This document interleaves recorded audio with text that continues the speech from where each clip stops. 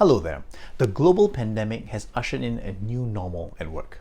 A new work setup comes with new work rules because some of the older work rules no longer apply. In this video, I will discuss the new rules to help you and your team find balance in the new normal. What to stop doing, what to keep doing, and what to start doing at work right now. I'll be right back.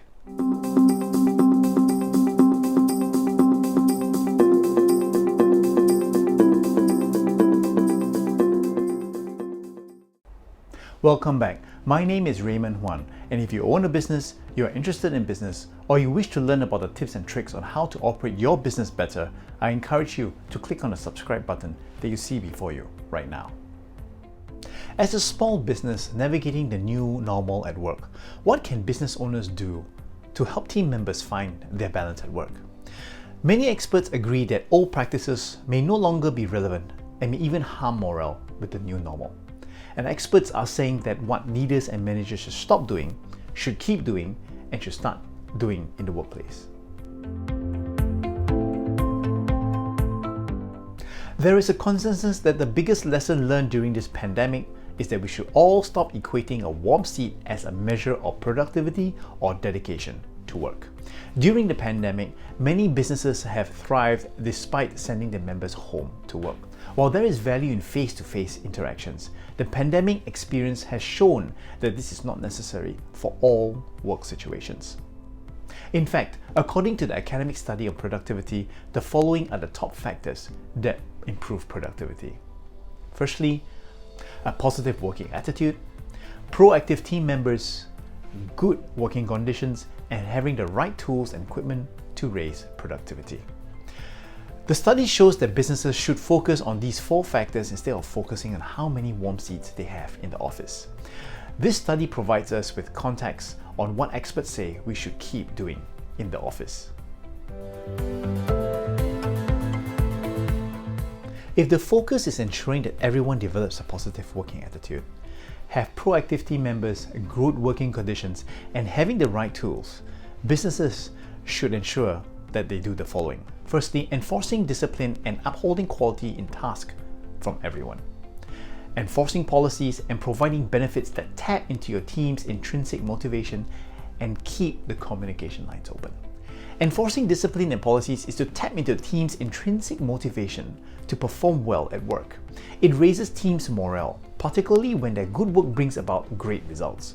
Keeping communication lines open ensures that team members get the tools, the training, equipment, and the desirable working conditions that they need to perform, which again taps into the employee's intrinsic motivation.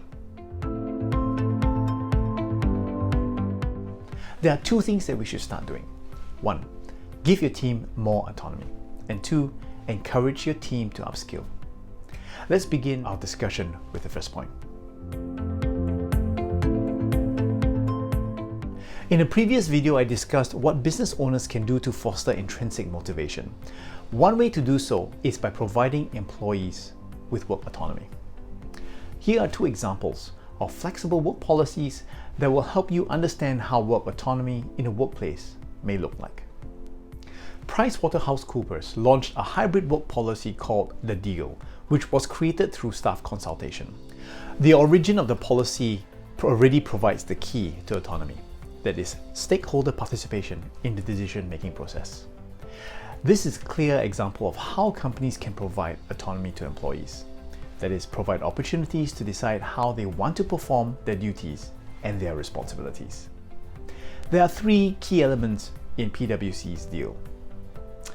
First is what they call the Empowered Day, where everyone is given the freedom to decide when they work, specifically when they start work, when they end work, and when they take the breaks.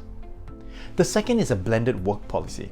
It means that everyone is expected to spend 40 to 60% of their allocated time to co-locate with colleagues either in the PwC office or at a client place. They are free to decide where they work the rest of their time. And lastly, PwC has mandated reduced working hours on summer Fridays, acknowledging that the employees need to rest and relax and spend more time with their family. Atlassian, a software company based in Sydney, released their own flexible work policy called team anywhere. The most talked about element in this new work policy is that team members are only expected to come to work 4 days a year and fulfill the requirements of their roles. Team Anywhere is also considered an experiment, a policy that is a work in progress. And while Allison's leadership is committed to building a flexible working environment, they also understand that it will likely stumble as they have to navigate with this new policy. And that's okay, because they are committed to making it work and learning from their mistakes. They also commit to measuring productivity and impact of this new work policy on everyone's performance. More importantly, they are open to tweaking the policy if they find some things that do not work.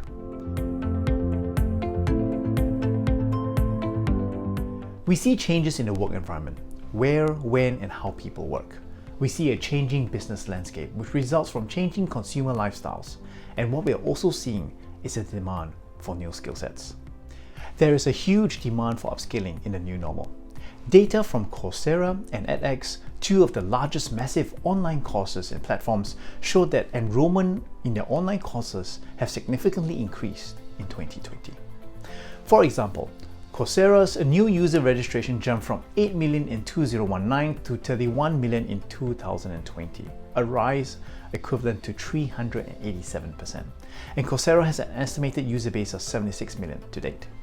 If your business isn't keeping up with the changing times, your competitors might be. To survive and thrive in a challenging world, businesses need to fill in the skill gaps to respond to changes. And this means encouraging team members to upskill and innovate. Experts say that the biggest workplace lesson we should have learned during the pandemic is that we need to stop thinking that the office is the only place where work happens. Business leaders need to continue enforcing workplace discipline, upholding work quality, providing benefits that tap into their intrinsic motivation, and keeping communication lines open. And finally, managers need to start giving autonomy and encouraging team members to upskill. My name is Raymond Huan. Thank you for spending the time with me in going through this video. I look forward to catching up with you next video very soon.